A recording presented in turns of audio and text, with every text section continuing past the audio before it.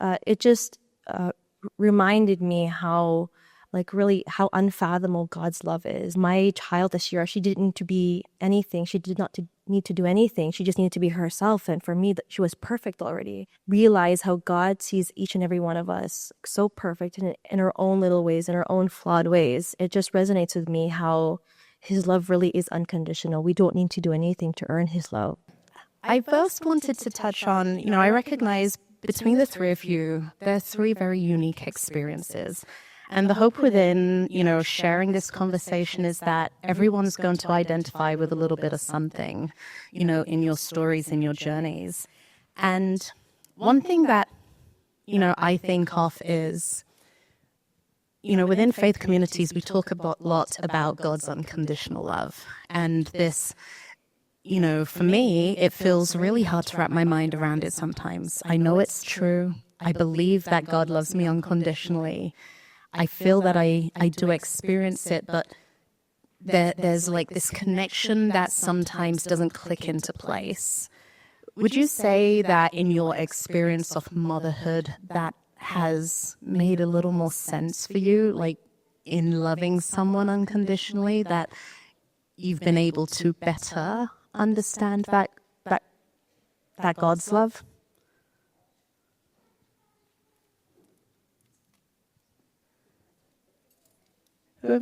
Who feels like taking a stab at that question first?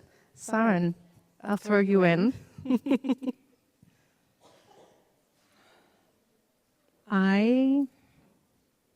Has mothering helped me to have a clearer understanding or feel God's unconditional love more closely? Is that the question? Yes. Okay.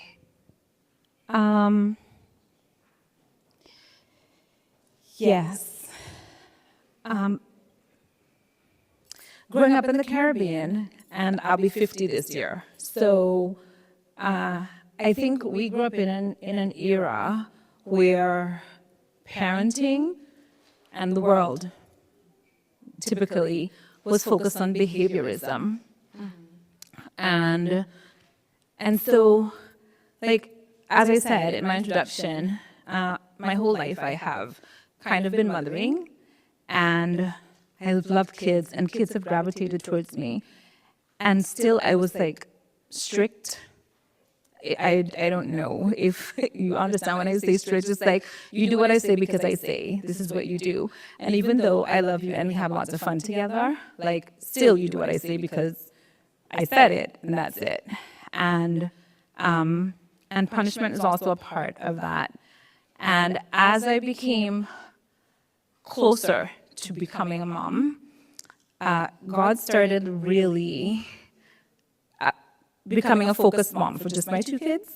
God started really touching my heart more about that concept. It's just like, do you do what I say just because I say it? And is punishment really supposed to be a part of this dynamic? And in punishment, is love seen, or is love disconnected in that? And then as I became a mom and started parenting my kids, I felt that disconnection in punishment more. The word is eluding me right now, but just more keenly. Yes. And I was reading the 23rd Psalm one day, and the idea of the rod and staff, your rod and staff, they comfort me. And I just started crying. And I was just like, why are you crying? And the Spirit is just like, because what is the rod? And so I was just like, what is the rod? And I went into researching. I'm like, a shepherd. What is a shepherd? What is a shepherd's rod? Like, what does a shepherd do with his rod? And it's like, it's comforting and guiding. And there is no punishment. It's protection and guidance. It's discipling. It's like, let me help you find the right path, like the best path for you. And in that, God is just like, is that not how I am with you?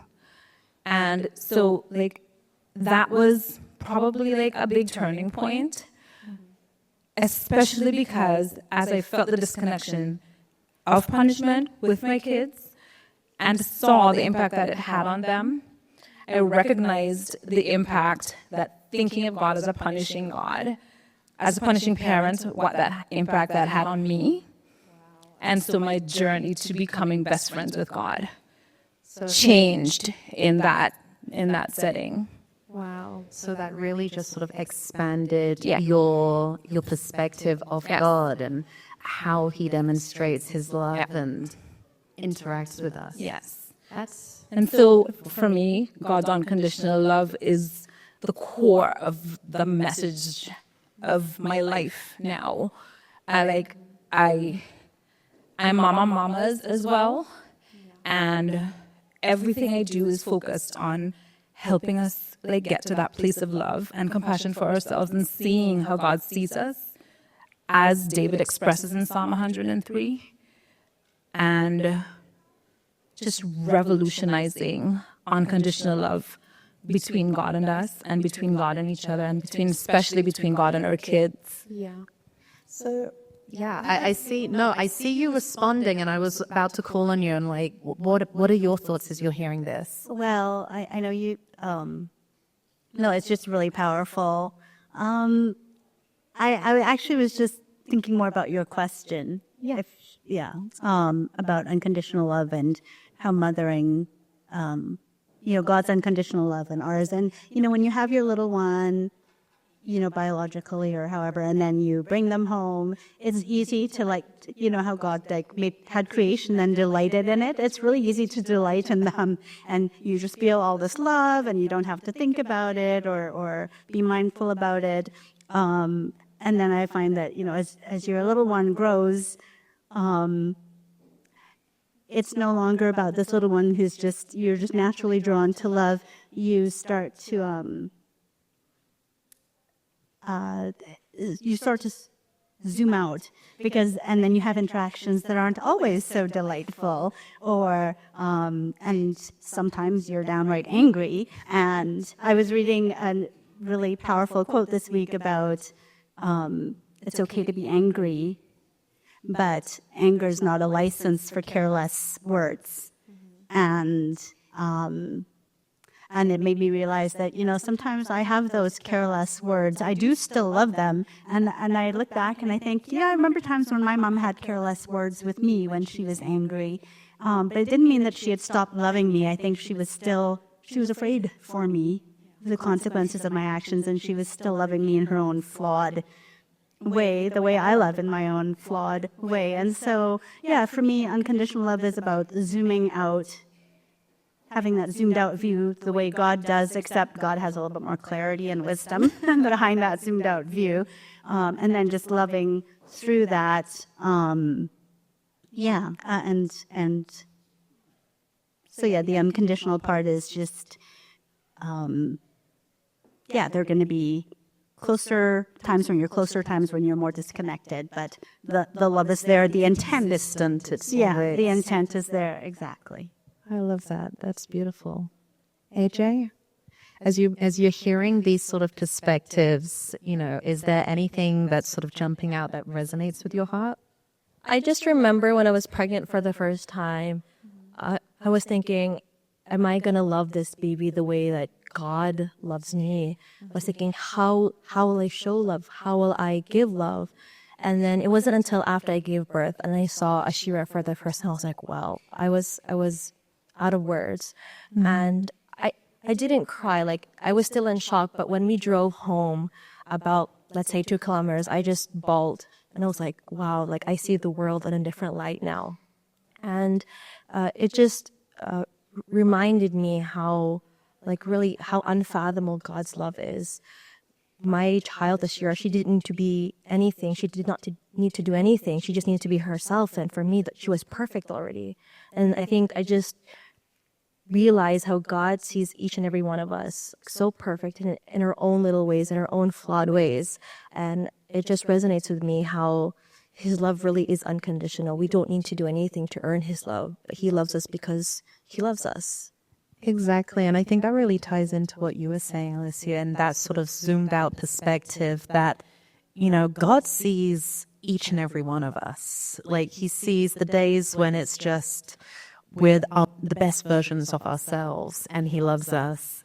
And then he sees us also, on the days when we're human. We experience the full range of human emotions, behaviors. And in the same way that your heart has capacity for your little ones when they're being children or, big children, that love and that tie, it never changes. Is that something that surprised you, would you say, just how that clicked into place and just that the capacity that your heart had to love another in that way? Was that a surprise to you? I'll start off. Yeah. I don't know if it was a surprise, but I think it really brought it home to me. So my mom, when we talk about motherhood, you can't help but think about your first impressions of who a mom is. And I realize that when I think of my mom, I think of mother as more of a verb than a noun because of who she was and how she lived our life, how we lived our lives with her. She was very much a nurturer, a protector, and self-sacrificing. Yeah. Maybe to a flaw. I should also mention that my mom actually had kind of a wounded childhood in some ways. Okay. And so, sometimes wounded people wound as well. And I don't think that was ever her intent, like, hey, I want to wound my kids, but we're flawed. We do things in the way we've seen or the way we sometimes emotionally are driven to, and it wounds. That's the impact, if not the intent. But I do remember her doing things tirelessly and self-sacrificially and being resourceful. And I remember, if I was sick, she was like, when you're in and out of sleep, because all you want to do is sleep all day, or you're drugged, you open your eyes and she's there with soup. You open your eyes again, she's there with medicine. You open your eyes again, she's there with a compress. And there was just that presence, knowing that when I opened my eyes, she was going to be there. And I remember growing up, and I don't think I grew up knowing that I wanted to be a mother. Some people are like, oh, when I grow up and I'm going to play mommy, and that wasn't necessarily me. But when I think what surprised me is how much you just, I'm trying to remember the question now, I'll be honest. No,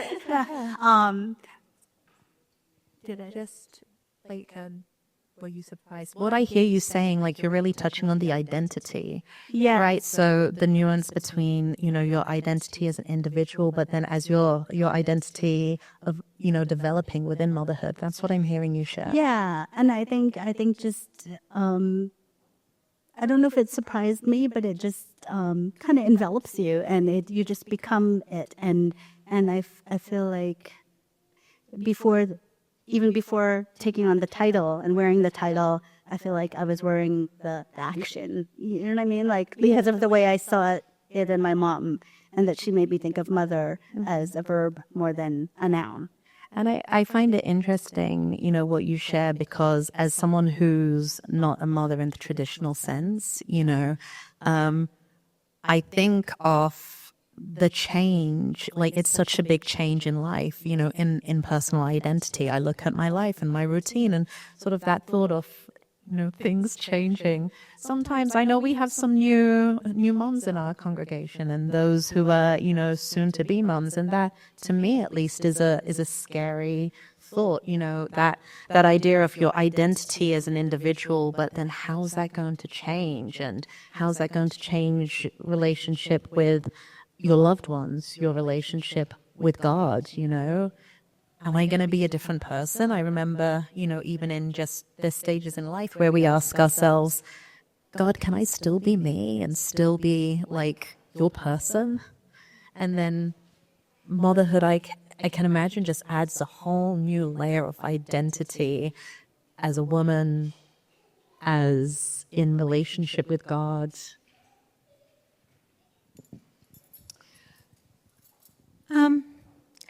I never wanted to have children. Like that's, yeah. So like, and when I say that, I was determined that I was never going to be pregnant. I was never going to biologically have kids. I'm like, that's stupid. Who thought that was a good idea? And literally like that was my thing throughout my life. And I was just like, that's like in all, no, I was just like in all ways it makes no sense. And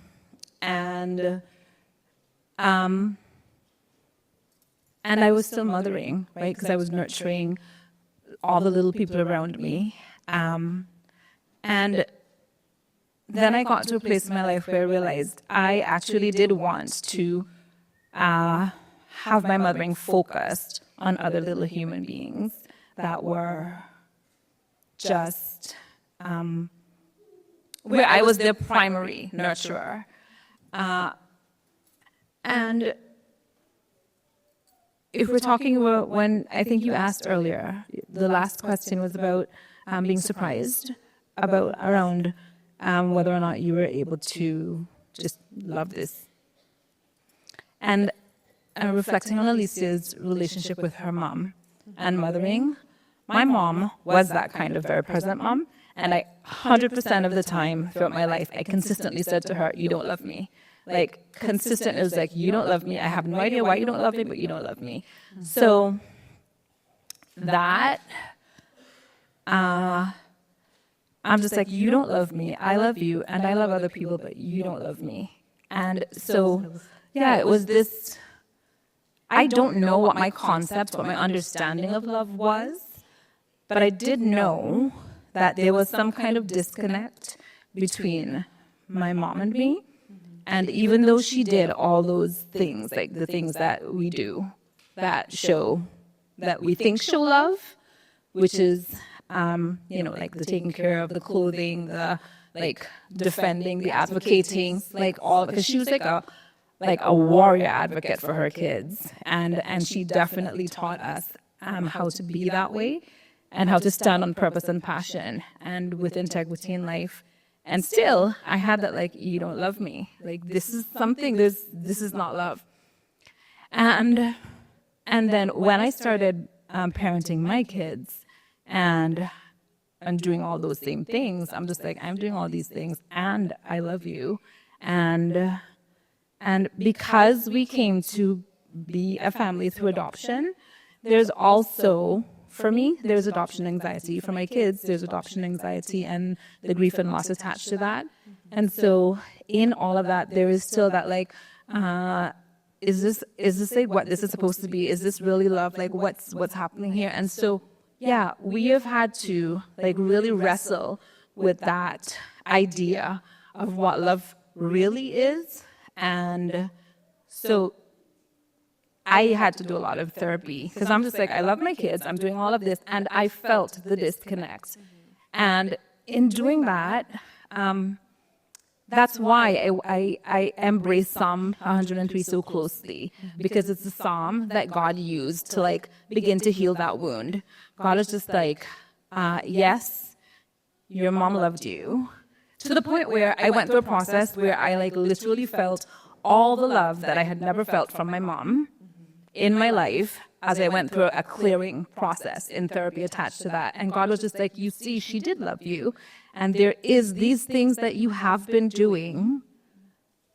When you show compassion to your kids, when you're just open, when you accept them as they are, this is where the surprise of love comes in.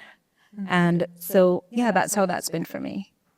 I feel that's super, just as I hear you sharing, my mind is immediately going to how many of us sit and we question or we wonder sort of like, I know, like I feel I see the ways God is loving me, but does it really sit, am I able to fully embrace it? And again, I know that the experiences you're sharing that very specific through the process of adoption and the anxieties that you mentioned that exist there, I think, they can resonate in other ways in terms of the anxieties that we maybe can feel towards sort of like God, and I think to myself as you're speaking, sometimes you have to sort of give yourself over to that risk of the love in knowing that what you can get out of it, of, the safety of that knowledge, of that embrace. And it's not a one-time thing. I can imagine in all of your journeys in different ways, it's a continual sort of affirmation to self and to your children, Yes. I mean, actually, I was thinking, I do that sometimes. And on the way here about motherhood, and sometimes you think like, okay, I've got one shot. And I realized, motherhood is not a one-shot thing. You have lots of shots all through the day, every day for years, and I'm so thankful for that. And I also realized that my relationship with God isn't a one-shot thing, and yeah, and I mean it just starts to, so. Let me first resolve this thought, because you had asked about, if it surprised us about, the love, the unconditional love of motherhood. And it was more like I knew my whole life I hadn't purposed that I was going to be a mother, because I looked at what my mother did and thought either I didn't want to do that or I couldn't do that the way she did. And then when I became a mother, I didn't even think about it or decide to do it. I just did it. I just became naturally. Yeah, so I think that part was surprising. And thank you for helping me bring that thought back. And maybe I'll pause. No, it's fine. I have, I wish we could keep this conversation going longer, because I'm definitely I have 1,000,001 questions, but that's just me as a personality. But AJ, I'd love to just ask you, if you could speak to your younger self, or perhaps even to someone who is considering exploring the journey of motherhood in all its different ways, what, based on your experience today, what advice or words of wisdom would you share? I think first and foremost is definitely have a relationship with God. Talk to him every day in the mundane moments, in the big moments, in the little, when you're happy and you're sad. Talk to him, and also take time to hear him out.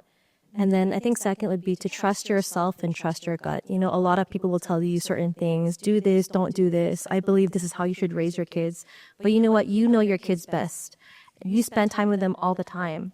So hear what they have to say, but also take to your heart what really is best for my kids. And then take it a day at a time. Like what Alicia was saying, you have a lot of shots during the day. Sometimes you have a cranky morning and you can make it up during the day with your kids. And take it a day at a time, because not every day is easy. You will have opportunities to reclaim yourself. Like for me right now, I have a toddler and a baby. I don't have patience all the time. I'm learning every day that patience is a gift from God, and that's something we can learn from him. And what I believe, my personal motto in life is Matthew 6:33, to just put him first and everything will follow. Just let go and let God. Have total surrender, and there's no way you can be lost, because you'll be with him every step of the way. Oh, that is beautiful. I just want to thank the three of you so much for getting up here. I know it is intimidating to sit in front of this room. Like you are all wonderful, but it can be scary up here. But to vulnerably share your experiences and your heart, it is deeply appreciated. And, for our community, whether you're joining us here today or maybe watching online, whatever your relationship and experience is with motherhood, to know that God sees us and he meets us where we are. I love what you all shared just around, every day there are multiple opportunities to try again and to try again, whether in your mothering journey, your parenting journey, or even just in your relationship with God and others. We keep doing our best and knowing that God loves us. And even if it doesn't always make sense, continually being open to that pursuit of understanding, of, reducing those anxieties and those uncertainties, and being open to something maybe new and different that we haven't experienced before. Something that is uniquely curated between ourselves and God, ourselves and those we're in a relationship with. So I'm going to thank you very much, ladies. Can we have a big round of applause? It's been a wonderful conversation. Thank you, Karis. Thank you so much.